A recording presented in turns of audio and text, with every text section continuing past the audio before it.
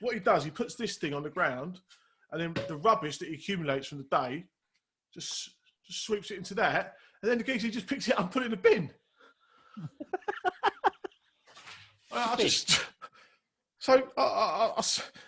spoke to the wife about it. She said, "Yeah, we've got some at home." So I found these. She got these out for me earlier, and yeah, I was really quite impressed with that. I must admit, I thought it was really good. It's not going to do much for your back, mate. I got to be honest to you. Well, it's got a long stick. Hang on, no. I've got employees.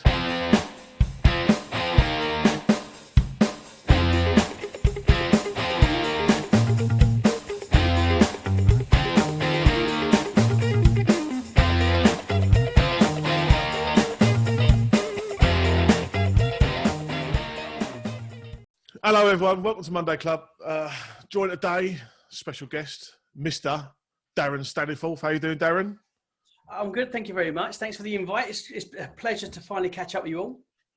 Well, don't act like you knew who he was before I phoned you. So You've been appearing on my social media feed for quite a few months now. Well, in a positive or negative way, or indifferent? I mean, the positive bit is the amount you get to interact with you, without a doubt. And I think the conversation starter is a must. I think we've got to talk more and discuss more as we do as an industry. I just think that collaboration is the way to go, and you guys definitely do a lot of that. So it's all positive from me. Oh, that's very kind of you say so. Yeah, I mean, we always like the thing with Monday Club is we just like chatting, and it ends up just turning into nonsense most of the time. But sometimes we like to think that we get quite technical. Well, I definitely don't, but Neil can get quite technical. Ricky thinks he's technical, and turn up the mic a tad. So just for the viewers out there, go on, what? Sam, the reason we have a chat is so that we don't ruin the flow of the podcast, yeah? That's why we do it. So the fact that you have to stop, then read the chat, action the chat, breaks up the podcast a little bit. You see how that works? There's a reason I'm the dumb one, all right? I can't do two things at once, bro. It's like rabbit in the headlights, and you're like, oh, what? Monkey see, monkey do. Yeah, it's exactly what it is. Vic, you're very quiet.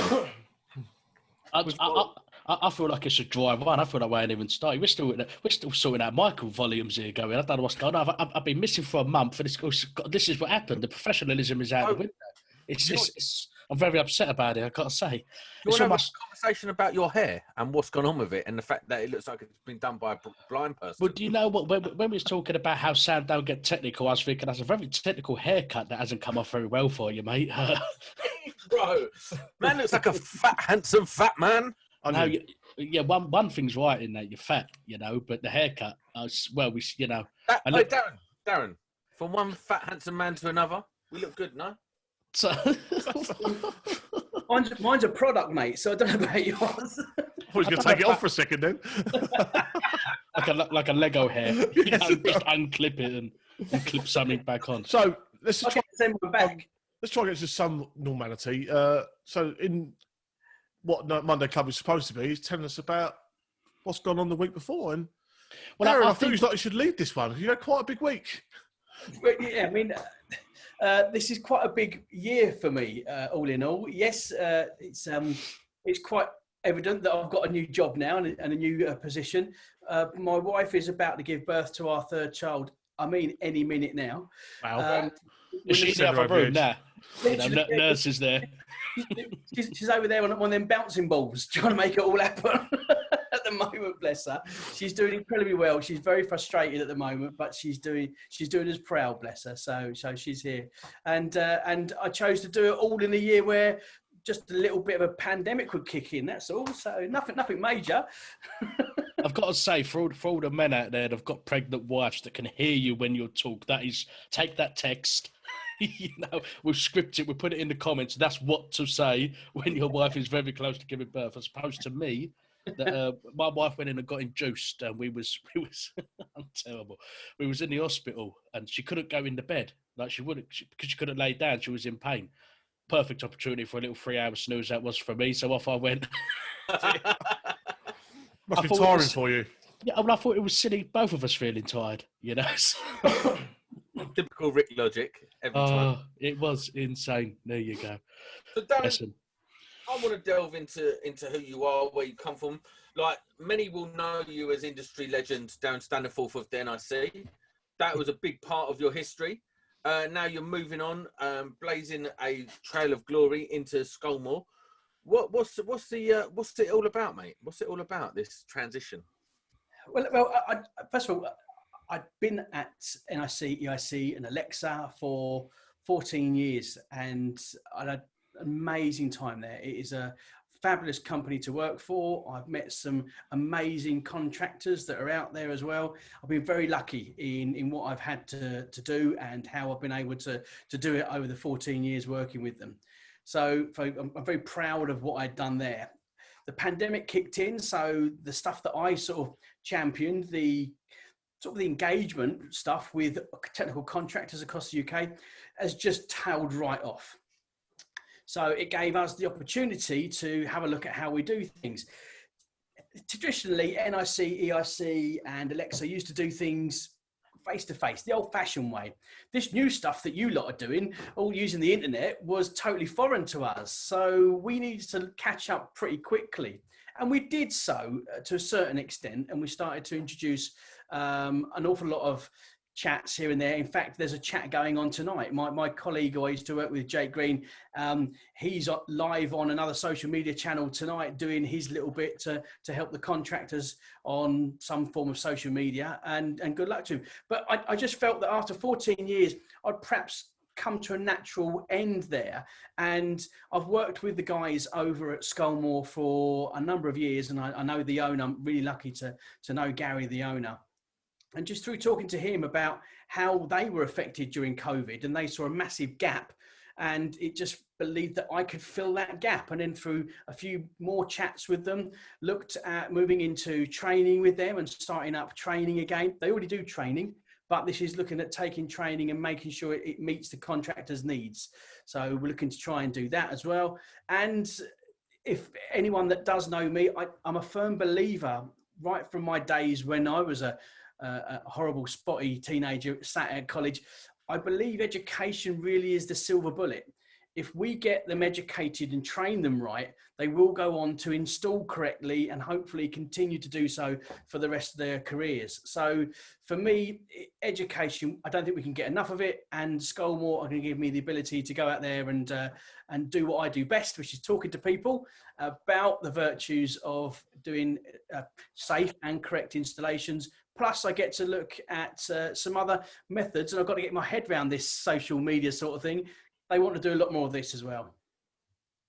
I think that's an awesome thing. So in terms of training, what sort of training do Scolmore currently do, and what are you looking to build on, and where are you looking to take it? At the minute, it's very, very based around their products. So if you want to go in, you can look at their Click Smart range, you can look at their Via Lighting range, and you can get very bespoke training on that. They've also got ESP, let's not forget, under the business brand. So as the group, they sit there quite a substantial wide base across the group. So you can go in and get training on ESP, do all the fire alarms, CCTV, all that sort of stuff there. So you can get hold of those. So you can actually go and train with them. Hold on a minute. Why are you laughing, Neil? Because whenever a three-letter acronym comes together, Sam rolls his eyes and goes, "What is it?" It's like every single week now. It's like, "What is it?" Yeah, but at least now I know. Until next week. I feel like if I asked you again next week, you go, "What is it?" I know. I'm doing it again, and I'm doing the motion that Sam never does, but it characterises him perfectly for me. I don't know, mate. I don't know. I've never done that ever. It's way too much effort. Look, Neil sent me another message. My mic is terrible. Read it. I'll tell you what, you're suffering. Do you remember the old Skype problems you used to have? Where if one person's talking, you have to stop and wait a little while, otherwise the other mic don't pick up. We're not doing that. That is now the issue you're having with your mic. I'm so happy because for those who have watched, I have general mic issues every week, and now it's Sam. I'm so happy. And do you know the embarrassing thing is, I'm the only one here. Obviously, I've got a mic. It's a USB mic. Plug, go. That's it. These two have got I've got the same mic. So shut up. But what you plugged into now? You plugged into an amp. And look at the boxes. Look, it's ridiculous. Just plug it in USB. You're done. I've got another one here. It's amateur hour, isn't it? It's amateur I've hour. got another one. I might try this one. For God, it's mental. All these mics, and Dear. So Listen, don't worry. I'm gonna ponce about you. just cut himself off talking. should we just mute him? Yeah, he's cut himself off. He's just on another planet today. Did you notice I put my my new letters after my name today? No one noticed that. I've got my new letters. I paid for them. Tots. Yeah, talent of the show. I told you it was coming. Talent of the show. Oh my God. £170 a year to Rick. If you want some, mate, Neil, I'll give him my address. You send a check. That's how it works, isn't it? Yeah, pretty much. I think so.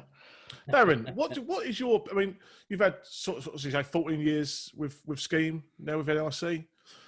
Yeah, it was about 14 years with those guys. Yeah. How did you?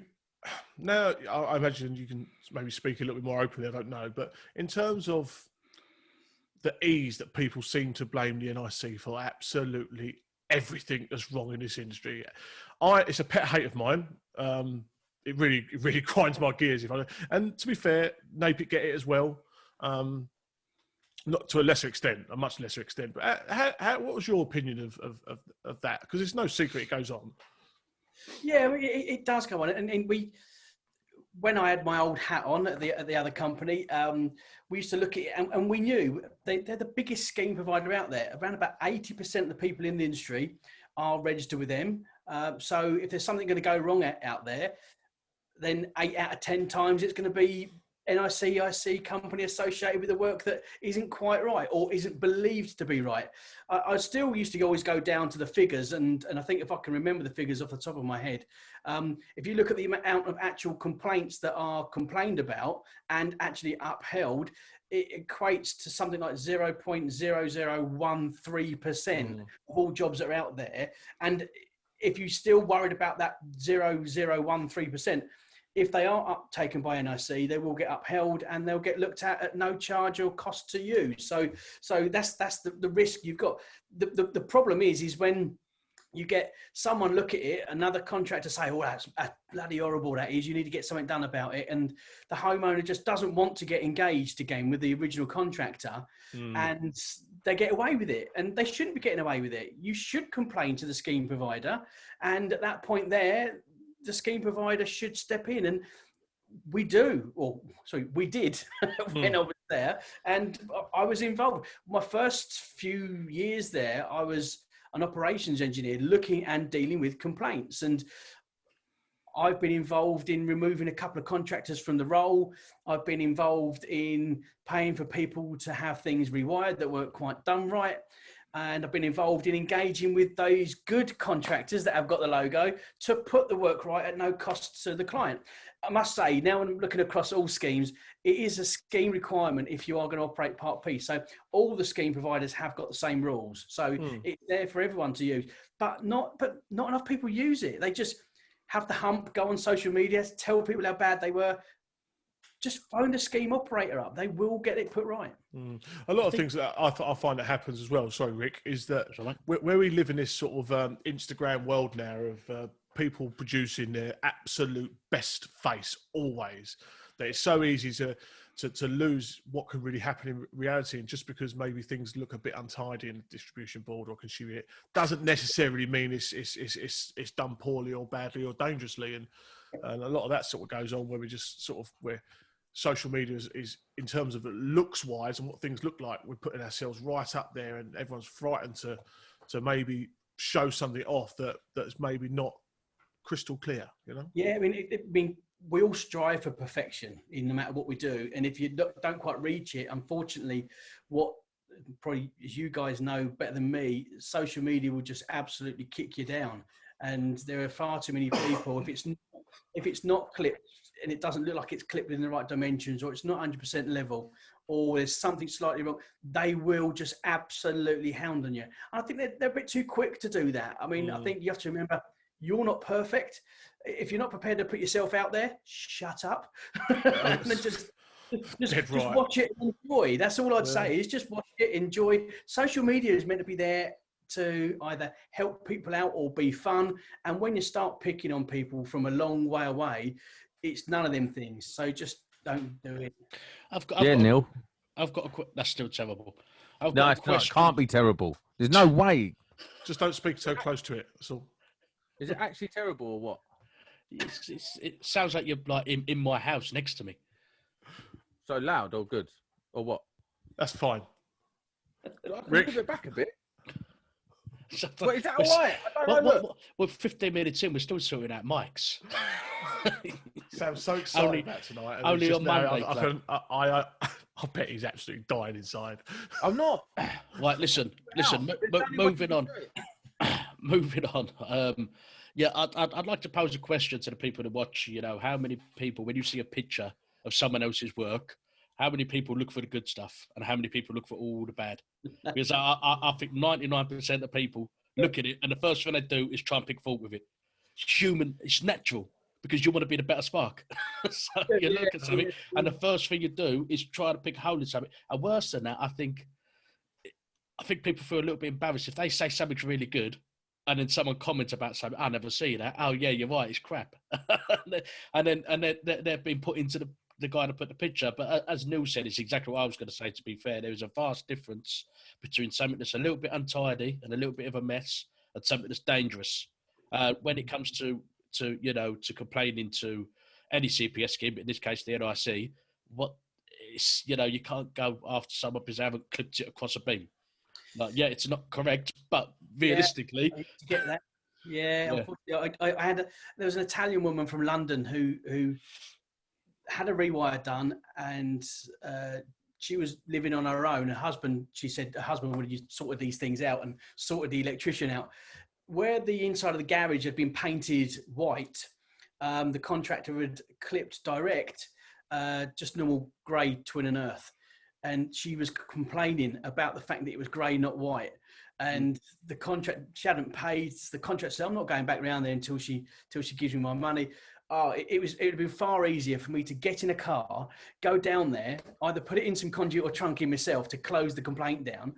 But in the end, it started to get horrible. And in the end, we couldn't actually find against the contractor. He'd done everything fine. It just wasn't white. I mean, I did feel for him a bit because she held $4,500 back from him. So it was a bit horrible. That was one of my first ones I got involved in. I got chucked in right at the deep end there.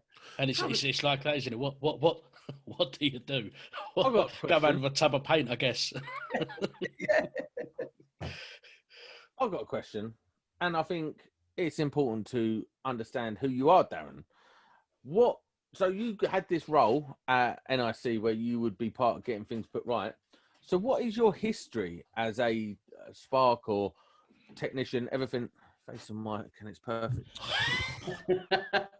Well, I'm dealing with your mic. For the others with us, I'll quickly try and wrap it up. In the middle of the 1990s, I said to my career advisor that I wanted to follow my dad's footsteps and be an electrician. I got it totally wrong. My dad was an electronics engineer, not an electrician. So they went and got me some career advice and said, yeah, printed out an old dot matrix printer came from the careers officer. You need to go and do your 2 weeks work experience here. I was lucky enough that we knew someone who was an electrical contractor. I went and done 2 weeks working with them, absolutely loved it.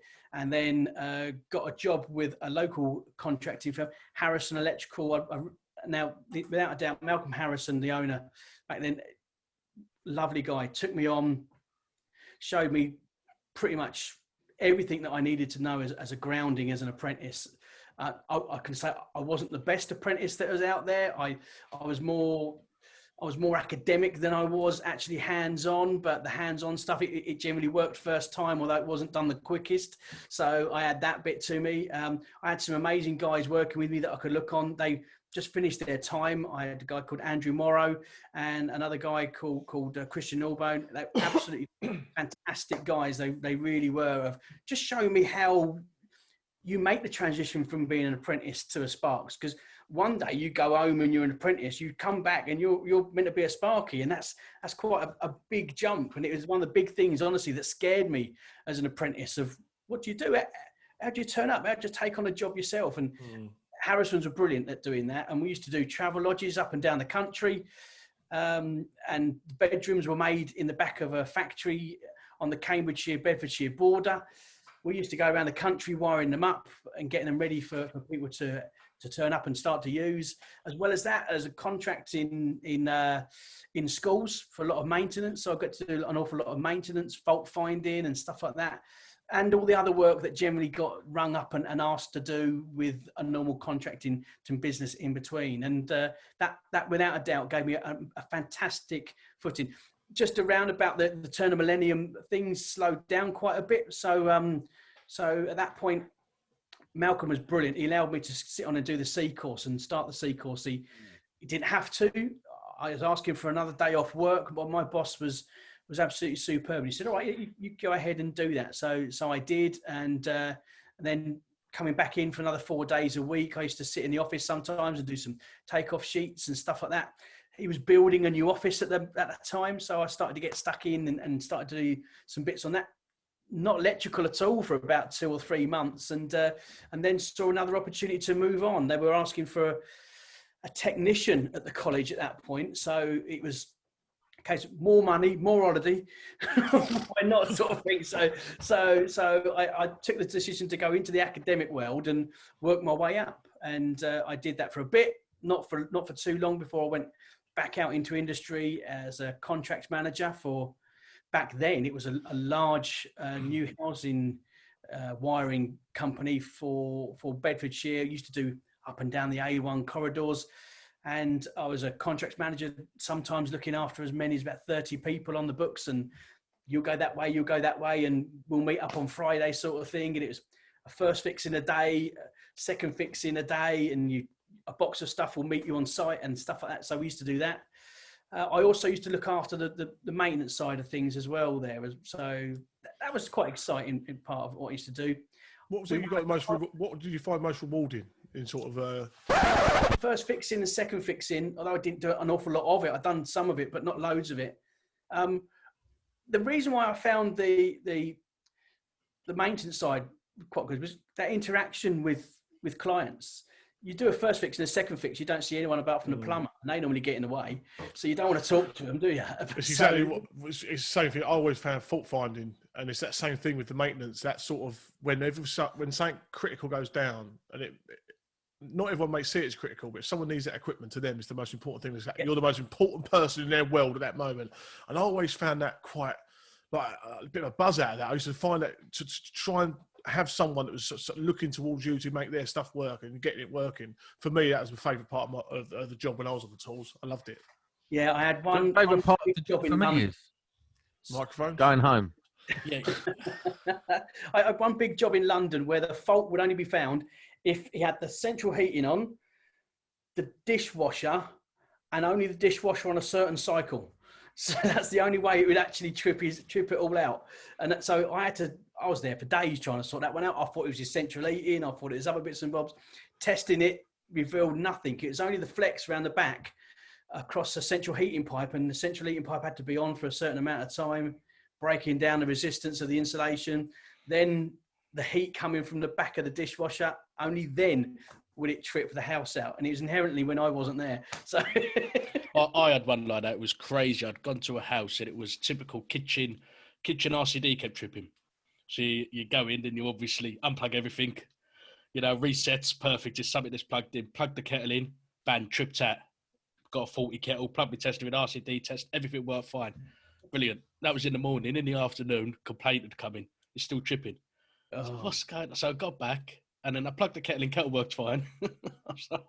And honestly, we done, between two of us, spent about 3 hours, just never found a problem. We just decided to rewire it because it was one of them things, and I never went back, so it must have been a damaged cable. But, and we was testing it, and we was getting testing one leg.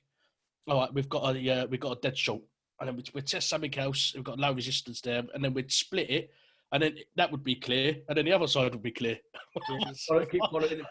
And you know, I actually won Gary Hayes. It was a little while ago. Like I don't know how you tested this, Gary, but I'd run a few people. It's not logical. We've gone through the logical steps. It's quite. We even changed, like we changed the RCD. You know, it must. You know, first thing we tested if it. No, that weren't it. What is going on? So yeah, it was one. You know, sometimes just easier, just rewire it. It does get that's that skill, isn't it, of judgment? It's like, well, if everything goes by the book, then this should take me an hour, 2 hours. But then you have every now and again in your career, you have the little curveballs. You just going, yeah, stuff is working. Why is it not working? Someone told me a story once. I can't remember who it was, but it was again, it's like dual RCD ball. It kept tripping every occasion. It kept tripping, and it'd go there, it'd never replicate, and then all of a sudden it would trip, but then never get replicated. This went on for months, and they had this like a stair lift that went up the stairs for this elderly couple, and it turns out after about 8 months of toing and froing and sending this social housing electrician round and round and round and round, kept going back, that whoever had installed it had clipped it along the wooden underneath the stairs.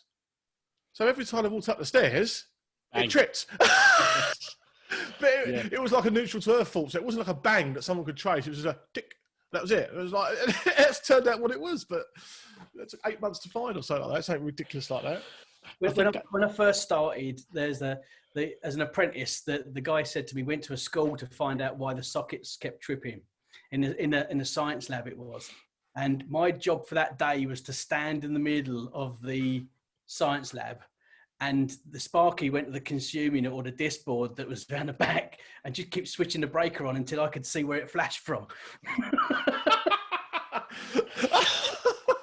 That's like trying to switch one of them circuits. I think can't find in a board with a pair of cutters in it. Used to have a geezer that done that. I'll just bang it out.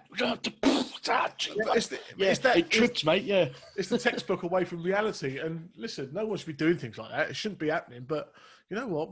These things happen out there. It's important for people to realise that these things do happen out there, and hopefully try and push back on it if they do see it happening. But we've all been. I mean, I've been guilty of seeing some and doing some horrendous things that I would be ashamed to do now. Nowadays, I just look back on it and I just think, oh my God, what was I involved in? Imagine if something would have gone wrong to him at the board end and then just stood there as an apprentice. What did you do? Well, I was looking for a bang, mate. I was looking for a flash, and it didn't happen. But it did go show me the method statement where it says that's your methodology, please. I remember once in a place in Dalston, right, I could never name the company that done this, but I was an apprentice at the time. I didn't know any better. And we was going back, it's the very first job I'd on. So my first 6 months was just doing noggins. That's all I'd done for the first 6 months of my apprenticeship. Noggins and back boxes, that was it. And we saw it through to all first fix, saw it through to second fix. And then we went through to turn the power on and then sorting out the niggles, the snagging. And this cable had gone down, two-way switching. And he just sat there and went, got to do what you got to do. Just put a bit of red sleeving over the copper CPC. No? And these things happen. I never done it. I was an apprentice. I was probably year one apprentice, you know.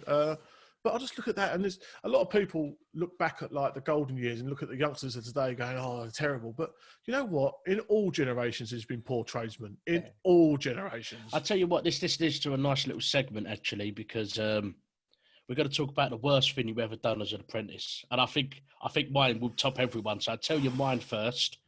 I was probably in my second year, and I'd been left alone. I was in the Debenhams, and I'd wired a circuit, and I'd put it into the breaker, and to test that it was the right one, that the cable had gone to the right place, because that's how unsure I was. You know, the logic thinking wasn't quite there. So there's a bit of T&E. I turned it on, and I got my testers. I didn't strip it back. I just put them in the end to try and touch the live and the neutral.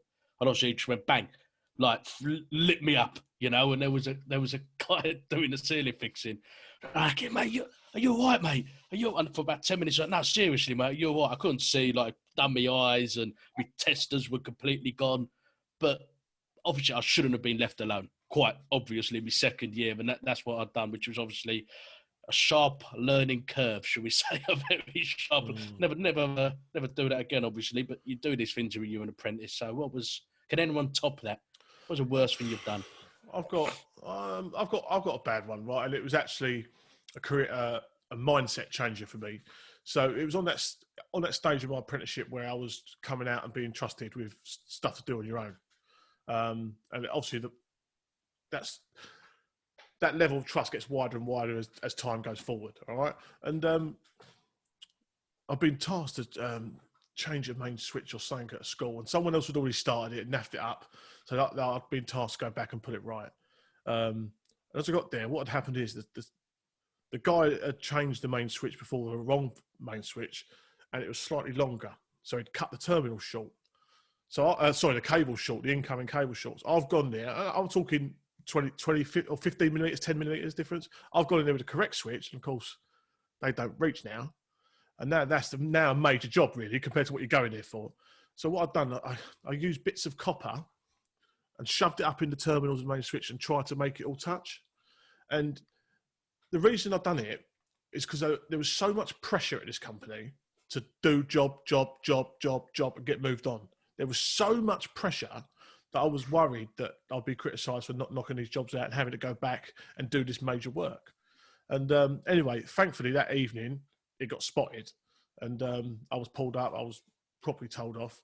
But the governor stood by me, and that was a major turning point in how I refused to carry on going. I thought I'm never going to allow time pressures to make my decisions in terms of electrical safety and that sort of thing. So it could have been terrible. It could have caused a fire with a big load on it. It could have been really bad.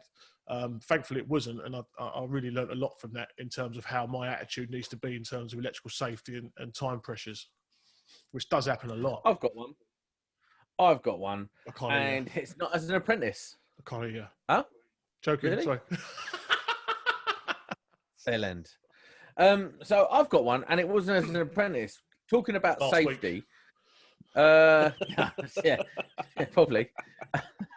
Nah. So Come on. I was on a job, and it was working evenings in a school, changing out all the lights and all that sort of stuff in the classrooms. And they said, bring your own steps. Instantly, you should know better. And then go to a job where you've got to bring your own steps. Anyway, I took my own steps, but I only had 4 tread steps. And this job required probably 6 or 7. So I was changing out the guts of these lights, standing on the very top of the 4 tread steps. And when you say changing of like your perception of like what's safe and what isn't, I'd always worked at like under pressure, worked fast, and just get it done mentality. I was up standing on top, and I talked to my body a little bit, fell off the steps, come crashing down all around me, and my wrist was really sore. Anyway, I stood up, and my wrist was like that, and I was like, I looked at the guy I was working with, I was like, do you think that's dislocated or broken, mate? And he looked at it and he went, that's fucked. And I was like, and I laid on the floor, and the ambulance come, and I had to have a metal plate put in with 10 screws. What a joke. And ever since, I've took my own health and safety so much more seriously, because it is a real thing.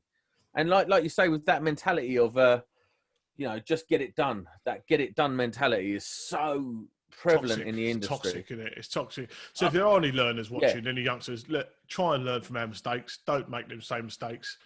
Talking about someone on the top of ladders, I'm really bad at heights. I don't go up high. I think maybe I'm a tall, like I'm not shaped to go high, you know. And we used to, again, on his head's so big, it's like it's like overbalances. It's like a counterbalance. It's like when you shake it and it just does that on me in my car all the time. You know what I mean? I'm doing. He's got honestly, if you see Rick in real life, he's got like this tiny real life, like he's a shoulders. cartoon now, is he? He's got tiny little shoulders and this big bulbous head on top. I don't know, but you were literally the only guy in the. And I'm not being funny. Look at your head. Like it's tiny, isn't it? It's so insulting. It looks like a geezer out of Beetlejuice with a small head.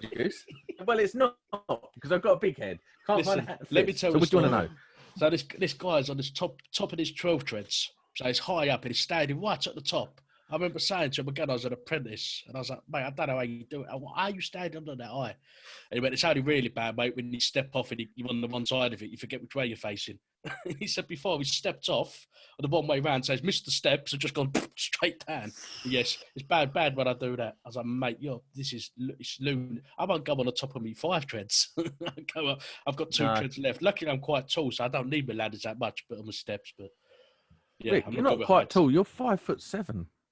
I've just realised we've had all this electrical talk. We don't really know if Darren can call himself an electrician until he's done the quick fire questions, do we? Hold on. I think before we get on to that, we've got to read Darren's apprentice story, haven't we? There's got to be one, though. Oh, yeah. He was being quiet, so I was trying to give him a pass. In case he's written in his employment contract, not to embarrass us. I think that probably the most stupid thing I ever did and dangerous thing it's to do with some home electrics. At the end of my first year, where we used to live in Biggleswade, there was an old Myra shower, and the knob to increase the temperature from hot and cold, that had been binned ages ago.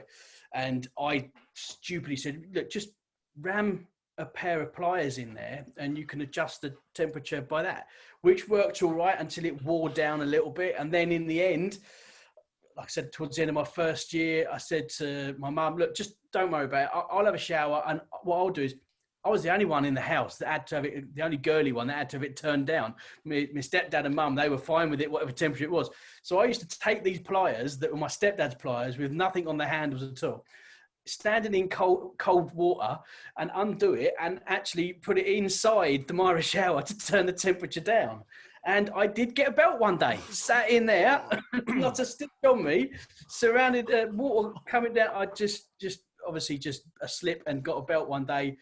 Told my mum about it, and before you know it, me and another guy from work are fitting a new Myra shower the next week. And the funny thing is, I guarantee you sat there, just past the first year apprentice, sitting in there in your cold water, thinking, "What happened there? What did I do wrong?" The first one you get, you're like, "They've told me about it. Was that what it was? Is that what it feels like?" And you won't know until your second one, but you just hope that your second one's a long way from your first one, don't you? Really? But absolutely. I had a lot of electric shocks as an apprentice. Yeah. A hell of a lot. They all hurt. Every one of them It's hurts. completely unacceptable. I mean, it's absolutely. If my apprentices were having anything like, I don't think my apprentices have been honest and said they've had an electric shock. While under me, have certainly not reported it, but I don't think they have. And I would say probably a couple of years I was getting as an apprentice easily. I remember one I'd done with. Do you remember the immersion heaters? And then some of them used to have metal lids. You used to have plastic lids and metal lids. Yep. I remember changing the thermostat, and obviously I hadn't put the turner in properly. I put the metal lid on, and the light would come out and chuck the thing. Gone and hit the thing. And I remember that was the worst one I ever had. I was dizzy. I had headaches. It was awful. But I always likened it to sort of your funny bone being hit but a million times worse. You know what I mean? It's like, they're such I a had bad one design, aren't they? Them immersion heat. They're still a bad design. Sorry, Sam. Awful. We used to do this thing whilst I was an apprentice doing like social housing, doing the rewires.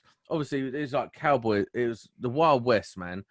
So my job would be to go and strip out all the sockets and light switches and all the fittings, strip them out, get ready to start pulling the cable out and rewiring them. Well, you would say to the electrician, "Is a circuit off?" And they'd go, "Yeah." And then you go to do it, boom, and then they'd be laughing downstairs, and they'd do it all the time. So you're getting probably one or two. Hold up. This is the joke, right? So it happened to you once, and then it happened again.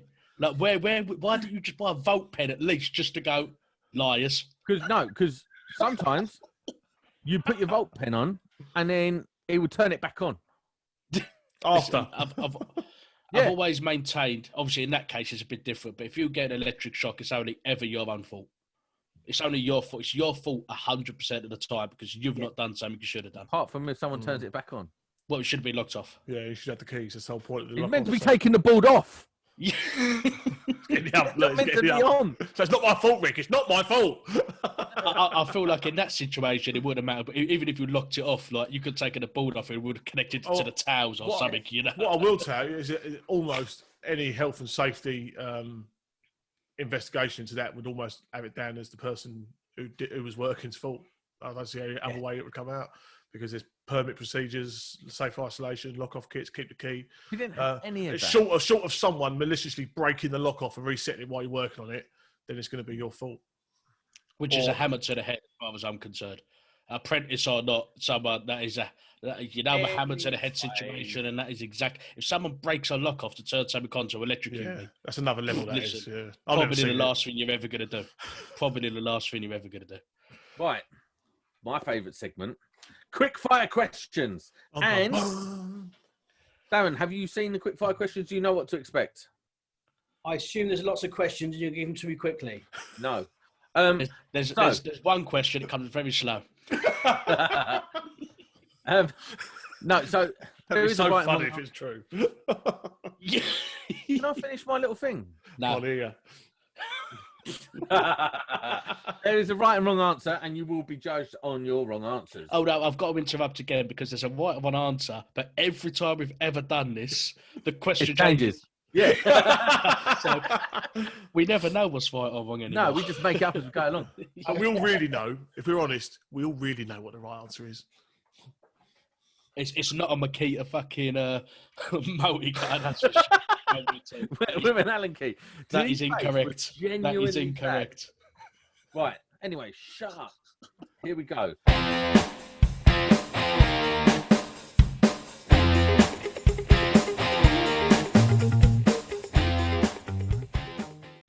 Favorite power tool brand? DeWalt. Wrong. Right. No, you're wrong, Neil. Wrong. 3 against 1. Right. Side cutters or croppers? Side cutters. I don't think we can continue. That's horrendous. Are you even an electrician? You can't call yourself an electrician. Year 2 Darren, apprentice. do you have a gold card? Yep. Do you want to see it? No. Well, it's still a legit. Don't mean nothing. Is it Still still in got side date? cutters. Have you still bothered to keep it in date? I'll be honest, mine went out of date. I never bothered with it. I have, yeah. It was one of the things that we used to keep up to date in case we had to go on site. It just allowed us to get on it. Sure. Tea or coffee? Tea. Wrong. Work trousers or jeans? Jeans. Oh my god, it's probably the worst. This could be the worst. This could be the worst one. Day rate or price? Otherwise, it depends. It depends what you think you'd get more of, doesn't it? Hold on. I think we've heard his story about how quick he was when he was an apprentice, so there's only one answer here. Yeah. Day rate. Wrong. Yeah. No, it's not. I think day rate's right. For me, the fat lazy electrician, day rate is right. Yeah. Price ain't working for me. No, I can't be bothered to rush around. No. Tester brand and favorite tester brand. I feel like that's the sixth question. It is the 6th question. It's 6 now. This is Okay. where you haven't been here so long, and you don't know. We've added questions. I didn't know. Well, it's cutters or croppers is an added question, bro. This is how I know you don't pay attention. Which Rick, you Favourite should know because tester brand? it was on the first one on the Wheels Electrical, which you was on, Rick. Well, that was a long time ago, but I feel like when you're a famous actor or when you're the talent of something, you never watch yourself back, do you? So you forget things, you know. Vic just referred to himself as famous. I don't feel like I need to watch. Well, I'm Charles very Bronson. famous, mate. Probably the most famous person in the industry now. You know, it's. But I don't do it for the fame. I don't do it for the fame. But sometimes I Do wish. it for the accolades. Yeah, I just wish. Electrician of the Sometimes I year. wish I could rewind the time Rick, and people would just stop asking me questions. Like a very other famous electrician. Can you just relax for a second? Do you remember when we called this quick fire questions? It's been like 20 minutes. So, favourite tester brand? Q-Tech. Okay, and that's that. You must have had around on a fair few testers over the years as well. Is that 1 out of 6? Power tool brand was yes. Before the DeWalt, it was Elu, wasn't it? So I used to. I started off with Elu, and then it went to DeWalt after that. So. Right. In a minute, you're going to get cut off the show if you start talking about. Listen, we can suffer the microphone issues. We can't suffer side cutters. We can't. It's just awful. But it had to be a certain type of side cut. Or if it was the croppers, it was the ones you could get off the wholesaler counter with the luminous yellow handles. They were the best ones. They were the best ones. Yeah. They're All my the favourite burgundy ones. The burgundy ones were good. The burgundy. Yeah, You yeah, can still get one. the burgundy ones, but the absolute best ones ever, you could only get them from Tool Station. They stopped doing them. There was a fiver. That's why they was the best. They were the absolute best. Yeah, the luminous yellow handle ones were the same. Yeah, literally like £7 off the counter. And All you want. Used to get them. Used to hate. Every now and then, you used to have to use them to cut for a 3.5 screw. Yes. Done it again, and just got another pair. So it was a hammer, wasn't it? It was everything: tape measure, hammer. yes, yeah, with clips. Yeah. What's a socket, governor? 2 croppers to the top. Sitting there cutting your nails with them, having an haircut. The reason for the tool, the manufacturer, is I was brought up using Robin, and then Robin disappeared for a little bit when Fluke brought them out.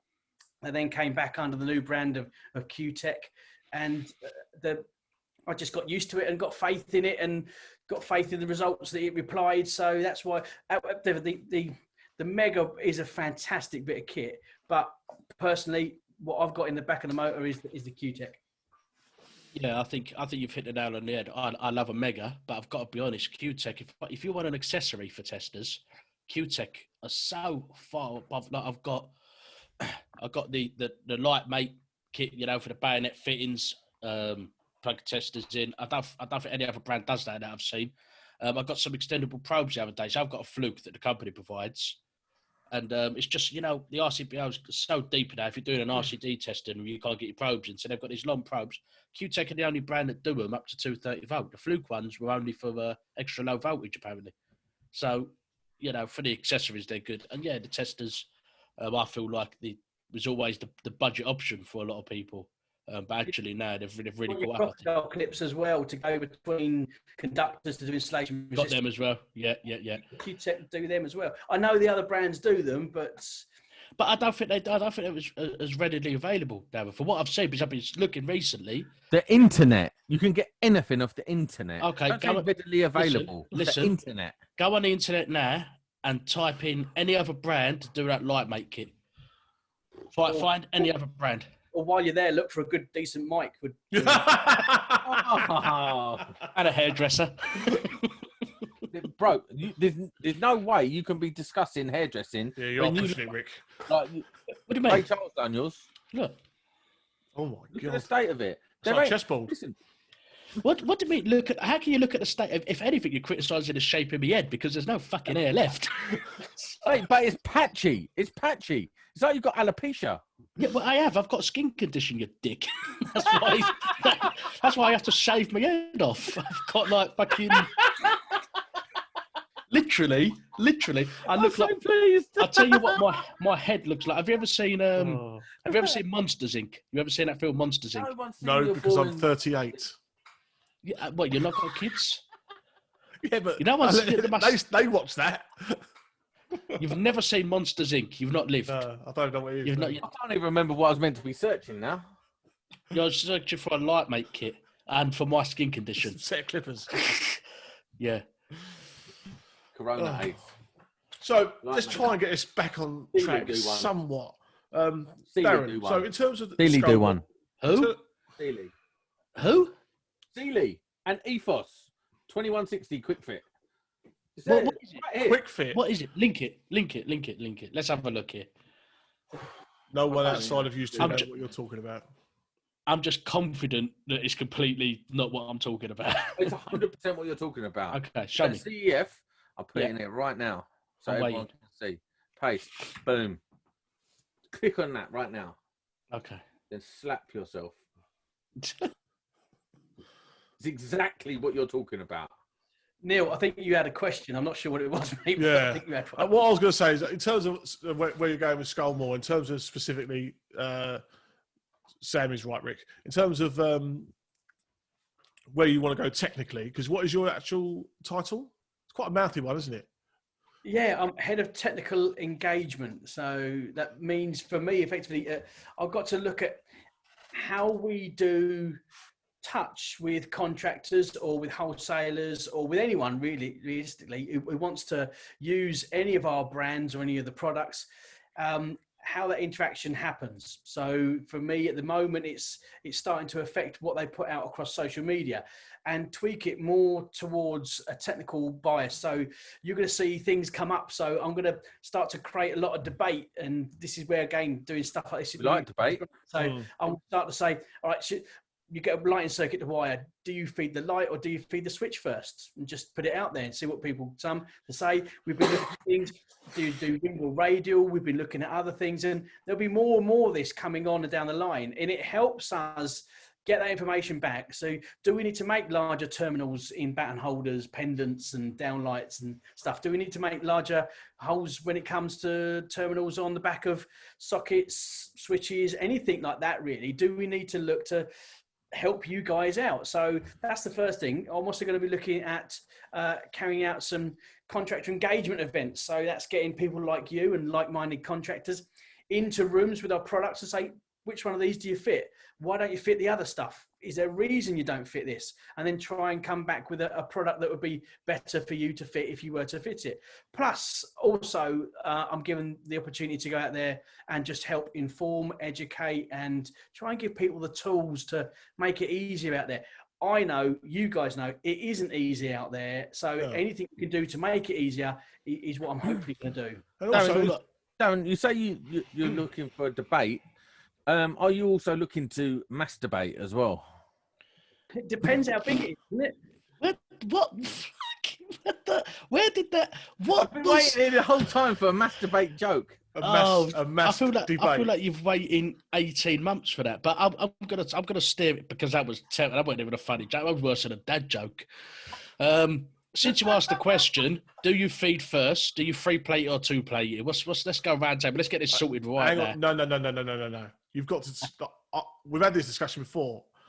I am fundamentally of the opinion that just moving the plate from the light to the switch doesn't make it 2-plate wiring. It's still 3-plate wiring, but it's 3-plate the switch.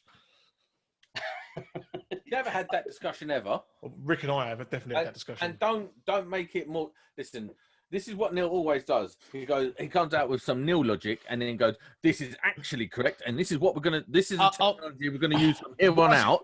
And no one else understands it. Why is it called 3-plate? I've got to say, I feel like that conversation was way more important to you than to me because I can't remember it. Why is it called 3-plate? Someone tells me that. Why is it called 3-plate? Okay, in my knowledge and my experience and from my time in the game, 3-plate is because it goes to the light, and 2-plate is when it goes to the switch. It's because it's got a third plate of connections. Yeah, it's out of which switch hasn't. Well, yeah, you've made a third plate by making it. I was always taught 2-plate. You don't need the third plate. Hold on. So you're saying, looking at a pendant fitting, it's got 3 plates in it. You've got your loop, your switch, and your neutrals, yeah? Yeah. You haven't got that at a switch. So what's your argument? Well, how are you continuing the live circuit on there? Looking at some manufacturers, they have got that loop terminal in the switch. So I hate to take it. Haven't. Why are you confusing it? I hate to say it for Don't Neil. talk over him. Say again, Darren. Again, that's something. Do the accessories need to have that loop option at a switch? Because I think so. This is the type of debate we're hoping to get a lot of information from, so that it can help us future-proof the accessories that we're going to supply for you guys. I've got an important question regarding this as well, because I only see 2-plate as a good option if you're fitting downlights, for obvious reasons, you know. But I also don't think you should go from 3-plate to 2-plate in the same property. It should be one or the other. And this is always the sort of debate I come up with. Should you go, because I've seen people wire it 3-plate, and then we've had 12 spots in the kitchen. So in the kitchen, we'll change it to 2-plate.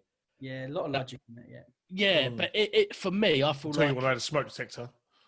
Well, I'm a fan or anything like that, you know. So I feel like it's got to be one or the other all the time. And I think with modern build houses, especially modular houses, you're never getting down the wall again. So if you go 2-plate, that's game over. You're ripping the walls apart to ever get to it.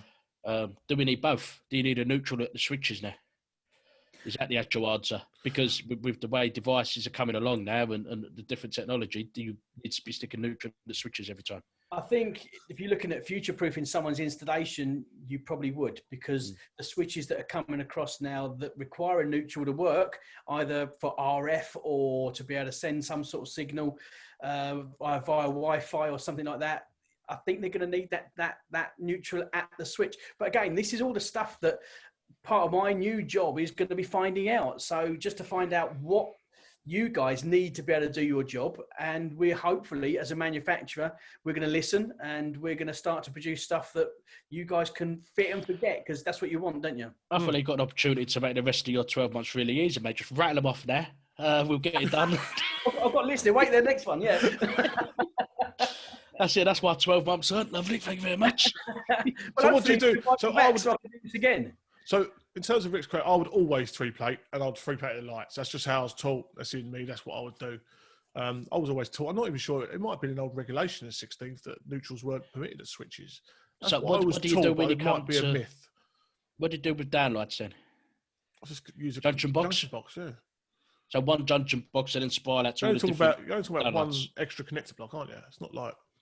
Yeah, but if you're doing like 12 downlights in and out 3-plate, it don't work. It's just it's ridiculous. You'd have to have a junction box. Do you know what? That's going to be on your grave. That's going to be on your gravestone, Rick. Don't work. Because that's all you ever say. It does work. It can work. Don't say don't work. Yeah, but it's an insane way to wire downlights, because you know what a type of like in downlights. It's not insane. You don't get so much nowadays, but there was a time where wall lights, picture lights were the thing to have.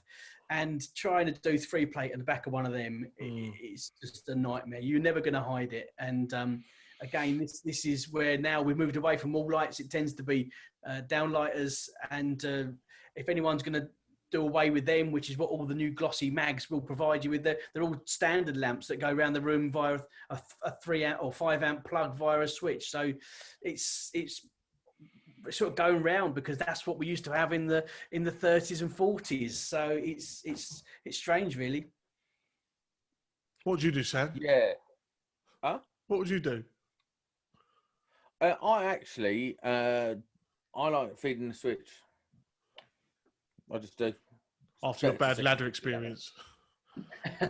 It's a safer way of working, without doubt, because you're less time on steps and things like that. But yeah, I just think it's easier. Yeah, some people do see that. Yeah, so yeah, some people do say that you're safer because you are working again safer, doing all the second fix connections there rather than spending all the time up there. But I'm not worried about that, because I'm the light, which is me.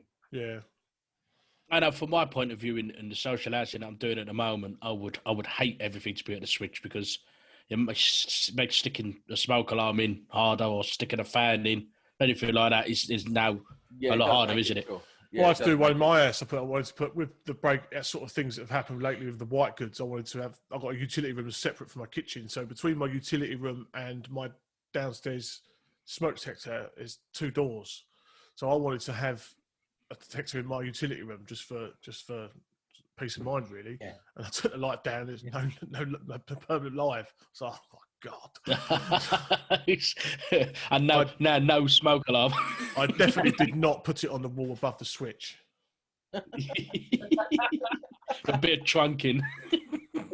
It's Google Nest. So the manufacturer lets you do that. But it's I'd like to have it on the ceiling, but it's a small utility room, and I thought better to have it than not have it. So that's my logic behind that. Nothing, yeah. Are we doing tool dash? I've got a good one. And the tool dash involves me turning my chair around. Have you come prepared, Darren? No. Right. Well, have you got the rules? Yeah. Go on, I've Rick. got a tool dash. Okay, the rules of the tool dash is simple. You've got to go and dash to get a tool that you think is something quite handy that not many people might know about, or something you want to bring attention to. So we've had a few different ones. I think probably the biggest one was Spencer with his dungeon keys. Yeah, that's good call. Keys, Mine was the best one. Mine was the best one. Ninja mask. Yeah, I weren't here for that. Yeah, also, and that's not a tool. No, it's just a tool wearing it. I had the obviously the multi-tool Makita, excellent kit. That was the biggest regret in the world. All right, boys. 3, 2, 1. Off you go. Go. Am I going? Have you got something? No. That Darren ain't gone nowhere. Where you going, Dad? He's getting a book. You go. I've got mine. Mine's here. Look. Oh, get something out. Hold on. Go. Off you go.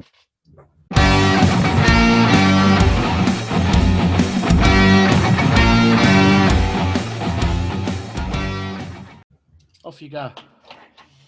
I've never been this guy that has to sit here on my own before. I think Sam does this a lot better because he just talks nonsense. What? Like that, I'll get labelled with this nonsense talking. Yeah. You got to say it, Darren. That was quick. You got to say straight from that book collection, I'm guessing. No, actually, I haven't. No. Well, what you do find is you find that I've been dragging out lots of stuff here. This is generally where, when I do work from home in my home office, this is where it all happens. So this is where I'll do lots of my stuff here. So yeah, I've got lots of, at the top there, I've got all my old teaching notes and bits and bobs like that. Nice. These are current books that I need to reference from and refer to every now and then. So I've got those as well. And then obviously access to the IT equipment will sit there in this desk. So I generally get left alone if I'm in here. So it's... I've got to be honest, the whole working from home, like I've been off work since last Thursday. I've had to have a COVID test, which is an interesting conversation, actually. I want to know how many people actually know where their tonsils are. But second to that, I just sit down and I start working. I've been trying to sort of look up fire regulations, get my head into that and the ICO products a little bit. And I do about half hour, and I'm just to. Oh, I've got two. I need to be at work. Right, story. I've got two. Everyone's back, so let's start with Darren, please. What did you bring us? Right. The first thing is, I found out about these a couple of years ago, and thought at the particular moment in time, I thought I'm not really going to need one. So this is a USB tester. So the sockets that are out there, loads of them out there, and this actually will draw down the correct amount of milliamps, and then if it's not, it will just switch off. So this actually, when people are installing these things, you test at the 13 amp part of the socket, but this will actually test the USB part of it as well. There's probably going to be an adapter on one of these now for a USB-C as well. So it's one of those. But I never thought, I saw it instantly and thought, it's okay, but how many times are you going to need it? And I think in the last 18 months, I probably have used it a good 10 or 12 times, trying to prove to people that... Has one ever failed? What, USB sockets? Yeah. Like, has it failed the test? You don't have to come so close to your mic. Stay where you are. Yes, yeah. I mean, just using this to try to prove a point that look, it's your lead or it's that's not working the device. But yes, this identified actually 2 times in the last 12 months. It's the socket that's been faulty. As a technical question that I know you would have had during your time at the NIC, should you be testing the USB outlets on a USB socket? No, there's no actual requirement to test at that part of the circuit there. You're testing at the 13 amp part of the socket as well. So you are completing a test at the connections, but there's no requirement to carry out a test like I've got. It's just a lovely bit of kit to have in the bag. I think you might. I've got some from Klein, actually. Klein do a couple of them. So it's Klein's. Yeah, it is Klein. And they could, if you're after one, you could get them off. Like I think they're stocked at most CEF branches if you're looking for one of them. But I think you might well added to have in your bag. Sam. Right, so I've got 2 things. Obviously, one's going to be ridiculous, but so it's nearly Halloween, or when this comes out, it would have been Halloween, right? So what do you need at Halloween? You need to defend against vampires. So for those geeks out there, I have the blade sword. For Electrician's knife. Look. From Supermod, what was it, Klein? The replica from Blade. See? Decent. Right. That was his stab foot. that in your floor. Yes. And then I've got this, and I know Rick's going to be slightly jealous. It's my... A small DeWalt box. Oh, it's not, though. It's very That sexy. definitely is a small DeWalt box. Oh, come on. Everyone that you need. And it is lovely as well. It's pretty decent. I'm going to go well against you here. I'm going to really upset you. Wait until you hear the price, though, Rick. Go on, tell me. £24. But you know what? If you was going to buy a tape measure, what would you get? Tape measure. Yeah, what brand? Whatever's in Screwfix. Whatever's in Screwfix. Stanley, exactly. So for people to buy DeWalt hand tools, frankly, I think you're a bit of a bastard. Yeah, but this, look, just listen to this. nice, real nice motion to it. That's It's what I a lovely do. bit of kit. Whenever I get a ratchet, I always go, hold on. That sounds good, that. Let me just give it a little tune. Mister, I'll spend 160 quid on a Wearer set to lose it every other week. I never bought. No, what are you talking about? How many? Rick I think you're loves getting me Wearer. confused with Nick now. No, you love Wearer. I've probably got 3 Wearer things, in all honesty, thinking about it off the top of my head. So what is wrong with my set? It's if I want a power tool, I go to DeWalt. If I want hand tools, I fucking stay well away. Personally. How? Because it's DeWalt. DeWalt ain't, they've done this range of hand tools. I'll tell you what. I'll tell you what happened. Listen, one day. I'm telling you, they're good quality. I know. Listen, I've got He brings a samurai sword and we're having a row about the DeWalt kit. This is like when Neil tried to defend his... It's a vampire killing sword. Get it right. It's like when Neil tried to defend his multi-tool. That fell on deaf ears as well. Listen, I see a geezer once. When the DeWalt stuff come out, he bought a set of DeWalt tin snips. And they were the worst fucking... They didn't even cut fucking tin. They were shot. And I was like, I'm Struggle never with paper. He probably got left-handed ones or something. I don't know. But I was like, I will never buy a DeWalt hand tool in my life. I just won't. It's ridiculous. Neil, what you got? Right, well, it's actually quite. I think I'm about to release something that's going to be probably a game changer in the industry. I was on site Probably the other day. not. I've seen your tools. I know this is the thing. I saw this on site the other day from another trades, and I've never seen one before. It was actually 2 items, but they work together. I've never seen one before, and I was fucking. This is the nuts. What's he going to come up with here? So, what apparently this is. So, what I saw, I think it was a chippy. So, what he does, he puts this thing on the ground, and then the rubbish that he accumulates from the day just sweeps it into that, and then the geezer just picks it up and put it in the bin. I spoke to the wife about it. She said, "Yeah, we've got some at home." So I found these. She got these out for me earlier, and yeah, I was really quite impressed with that. I must admit, I thought it was really good. It's not going to do much for your back, mate. I got to be honest to you. Well, it's got a long stick. Hang on, no. I've got employees. Well, one of them's got a long stick. I thought they were making a fucking fundamental mistake with these. Can I just say something here? Who just noticed how big Neil's Derby is? He's got a gut and a half on it. Don't suck in. Listen, you come back from Portugal 10 kilos lighter. 100% you put them back on +2. I was only because after we bought that, he couldn't afford to eat for 3 months. Eating comes before paying the rent. That's why you had to get the trees up quick so he could get some fruit to have something to eat.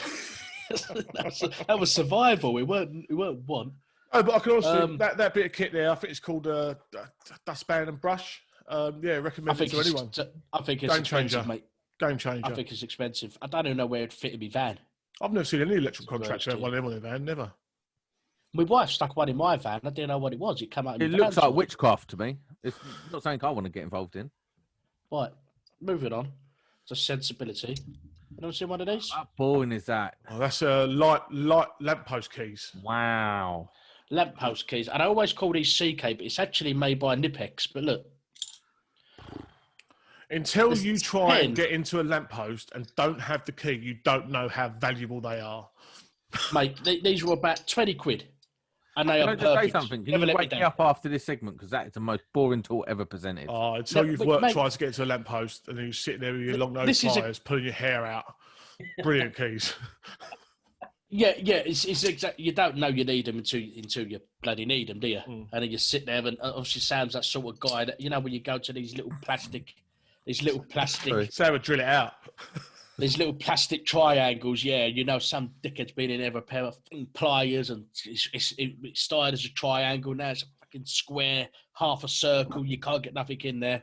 And you go, mate, why didn't you just have a set of them for 20? No, do you know what you do? You go to a tree, you cut off a little bit of branch, you tape it down the end, you whack it in with a hammer, then you turn it, and it works just the same. Brains, see? Jesus. Push fix. Also, can I go back to your DeWalt hand tools here and ask how often you use a socket set? Depends. Aren't you working with Twin and Earth at the moment? Second fixing. I need that 30 mil for these sockets. Sam is definitely the kind of spark that uses the impact driver to do the 3.5s, without a doubt. You know I am. We had this conversation specifically for that. And it's one of my trigger It's like points. a little £20 special, isn't it? It's for the £20 special. It's a 10.8 volt Makita impact, but it's 15 years old, so it barely does them up anyway. But it's easier than using a screwdriver, isn't it? Oh, Anyway, you can never work for me doing nothing. Come on, I bet you do MCB terminals up and all with a drill, didn't you? No. Yeah. Nah. You just No, I use a Torx screwdriver. for those that are listening, my DeWalt Impact. for those that are listening, what Sam just done there is just go through the process. If I tell the truth, what is the likely outfall? No. You know when you have your tyres changed, you get that geezer on the drill. Sam, you are the guy that goes zoop, bah, bah, bah, bah, bah, bah, bah, bah, bah, bah. And then when you pull over on the side of the road, you mention that big and you can't jump it up and down on the thing. See, I find this very, very insulting that I'm always mocked like this. About Not as insulting as your haircut, mate. But moving on, we're coming to the end of the show. Listen, you can't say nothing about haircuts. I've not got a haircut, mate. My hair's I've gone. never seen anyone mess up a crew cut. How do you do that? It's gone. It's No, gone. hang on. All you've got to do, anyone who wants to go and check out, and I'll put a link above here, right? There was, I think it was the tool bag review done in a kitchen or something, an empty property, Rick. And there is a haircut. There is a haircut that needs mentioning far more than it gets away with. It is something else. That was like a hedgehog living on my head, wasn't it? I watched that the other day. And I It looked like Kid and Play. The picture, remember that? Yes. The videos you're looking House for. party. The first videos I ever done, so it was the T-Stack radio, the QTech plug tester. It was all in the same property. And yeah, it was like it was a mohawk. But if you get a mohawk and you don't do anything with it, it just goes. First of all, what grown man gets a mohawk? It's so ridiculous. Who does that? Who does that? I need Chad from Basildon would do that. Listen, I feel like at the time I was styling myself on Joe Marler a little bit. I thought if this guy could do it, anyone can. Right. I was incorrect. Listen, you rock a mohawk like it was normal. That's all. You've lost all credibility with anyone ever in the world walking around with a mohawk. If De Niro can do it, mate, in Taxi Driver, who are you to argue? You know what I mean? Some of the greats have worn mohawks. Hate to break it to you, not De Niro. Not close. What do you mean? You're Taxi not Driver, De Niro, bruv. Oh, I'm not De Niro. No. I thought we were talking about who's in Taxi Driver then. But Just as a reminder, this is the Electrician's Guide to Everything Monday Club. So those who may think this is the movie review on Radio 5, no, it's not. It's not the Archers because we fucking swear. So let's bring this to a conclusion. Darren, I think it's going to be a real positive move for Scolmore. I'm really looking forward to what's coming out in the future. Where can everyone find you? Yeah, so I mean, if you're bumbling along on your Insta, on whatever it is social media platform, the one your chosen weapon of choice. You sound like me, Darren. Social media. Just literally follow us, and the stuff that I'm going to be doing and the team that I'm working with is going to be out there. So if you follow us, the stuff we're doing will come and find you. Excellent. I'm really looking forward to it. I'm going to be, well, I already am following Scolmore, but I'm really going to be looking out with interest. Can we announce a little something? Sorry? Can we announce something? Or am I not allowed to yet? I don't know what it is, mate. This is not a private conversation. So if you say it, by default, you're going to announce it. All right. Well, I'm just asking. So we are going to be doing.